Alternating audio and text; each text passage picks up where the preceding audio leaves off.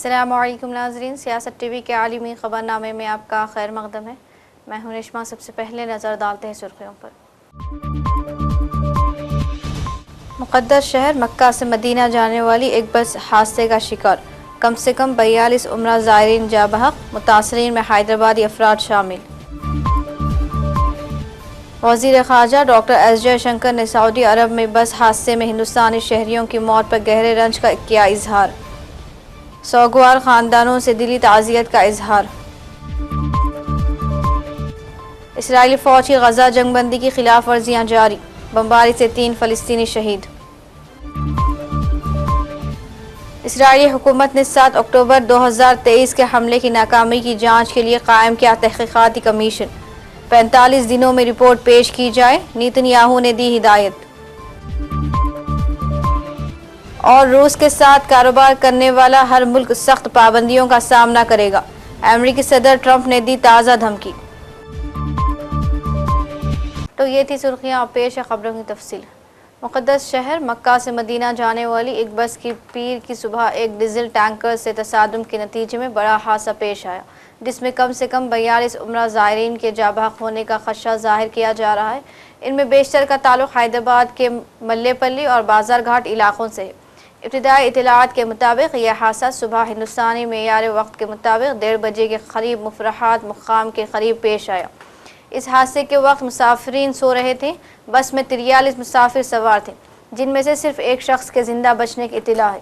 واحد زندہ بچ جانے والے شخص کو اسپتال منتقل کر دیا گیا ہے۔ ذرائع کے مطابق ہلاک ہونے والوں میں بیشتر کا تعلق حیدرآباد سے ہے، اور اس گروپ میں خواتین اور بچے بھی شامل تھے۔ ابتدائی معلومات کے مطابق 43 مسافروں میں تقریباً 20 خواتین اور 11 بچے موجود تھے۔ لاشوں کی شناخت کا کام کیا جا رہا ہے۔ وزیر خارجہ ڈاکٹر ایس جے شنکر نے سعودی عرب کے مدینہ میں پیش آئے بس حادثے میں ہندوستانی شہریوں کی موت پر گہرا رنج کا اظہار کیا ہے۔ ڈاکٹر جے شنکر نے پیر کو ایک سوشل میڈیا پوسٹ میں کہا کہ سعودی عرب کے مدینہ میں ہندوستانی شہریوں کے ساتھ پیش آئے حادثے سے انتہائی دکھ ہوا ہے۔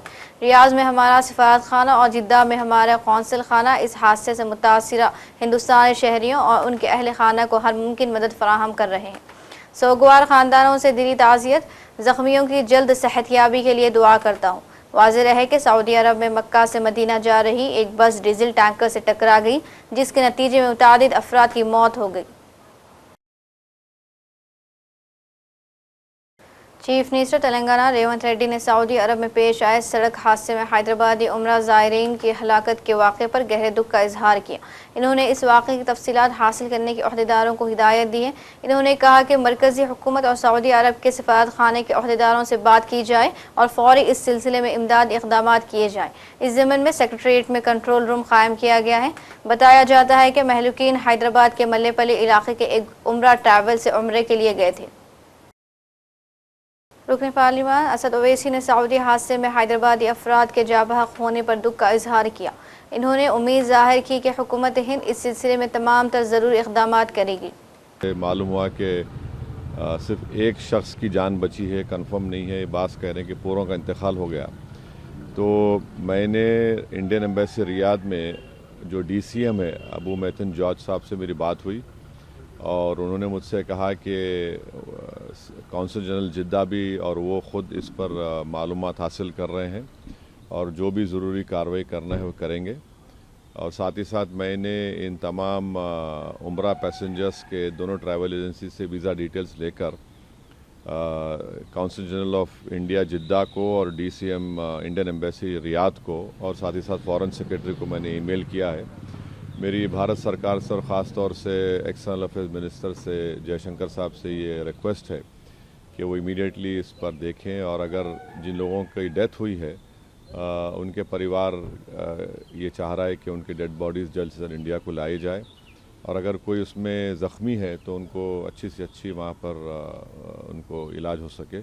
یہ میں ریکویسٹ کرتا ہوں ہمارے ایکسٹرنل افیئرز منسٹر سے اور بھارت سرکار سے۔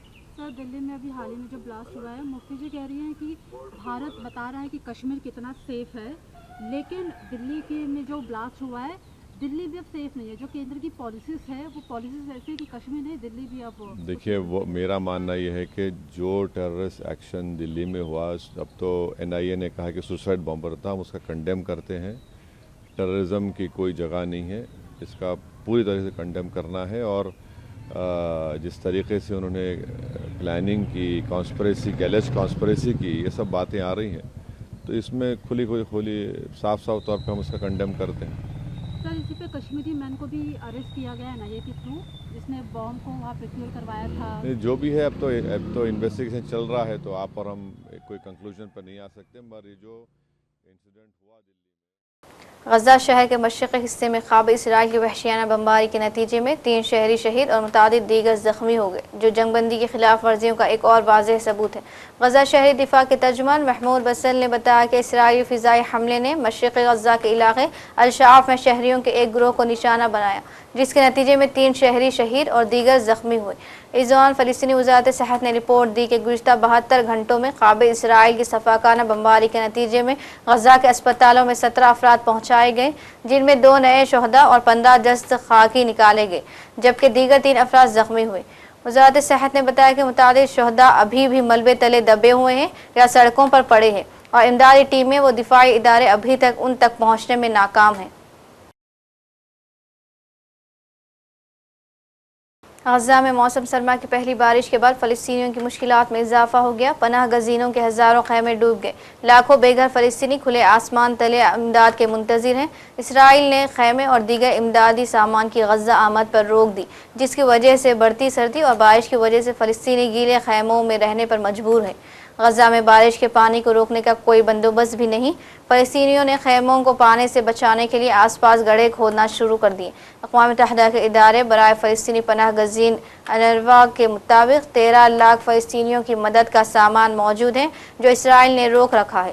سخت سردی اور بارش میں امداد کی فراہمی پہلے سے زیادہ ضروری ہو گئی ہے۔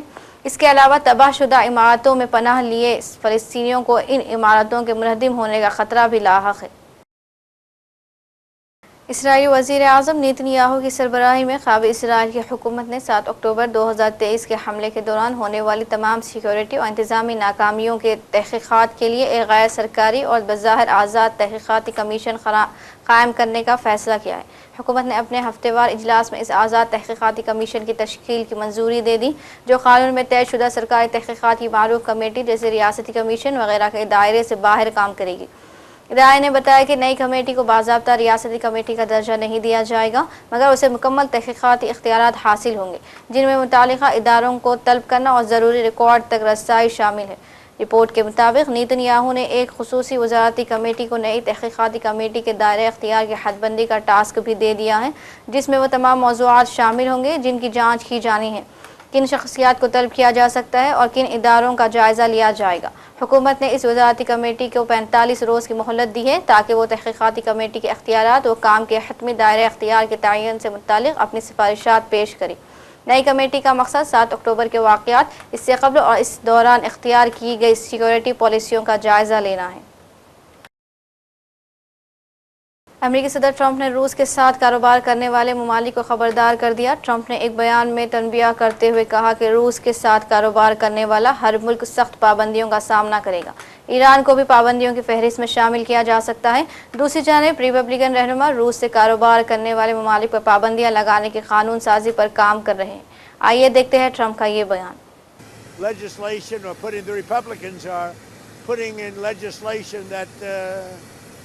very tough. It's sanctioning, etc., on any country doing business with Russia. They may add Iran to that, as you know. I suggested it. So any country that does business with Russia will be very severely sanctioned. We may add Iran to the formula, yeah. Infrastructure inside Venezuela? It allows us to do that, but we haven't said we're going to do that. And we may be discussing, we may be having some discussions with Maduro, and we'll see how that turns out. They would like to talk. He says Venezuela wants to talk. What does that mean? Venezuela would like to talk. What does it mean? You tell me. I don't know. You want to talk to them? I talk to anybody. I talk to you, right? I talk to anybody. We'll see what happens. Affordability was terrible.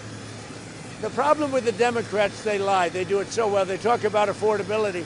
But I'm the one that's getting the prices down. As an example, they had the highest inflation in the history of our country. اور آخر میں سرخیوں پر ایک اور نظر۔ مقدس شہر مکہ سے مدینہ جانے والی ایک بس حادثے کا شکار، کم سے کم 42 عمرہ زائرین جاں بحق، متاثرین میں حیدرآبادی افراد شامل۔ وزیر خارجہ ڈاکٹر ایس جے شنکر نے سعودی عرب میں بس حادثے میں ہندوستانی شہریوں کی موت پر گہرے رنج کا کیا اظہار، سوگوار خاندانوں سے دلی تعزیت کا اظہار۔ اسرائیلی فوج کی غزہ جنگ بندی کی خلاف ورزیاں جاری، بمباری سے 3 فلسطینی شہید۔ اسرائیلی حکومت نے 7 اکتوبر 2023 کے حملے کی ناکامی کی جانچ کے لیے قائم کیا تحقیقاتی کمیشن، 45 دنوں میں رپورٹ پیش کی جائے، نیتن یاہو نے دی ہدایت۔ اور روس کے ساتھ کاروبار کرنے والا ہر ملک سخت پابندیوں کا سامنا کرے گا، امریکی صدر ٹرمپ نے دی تازہ دھمکی۔ اسی کے ساتھ عالمی خبرنامہ اختتام کو پہنچتا ہے، مجھے دیجیے اجازت، اللہ حافظ۔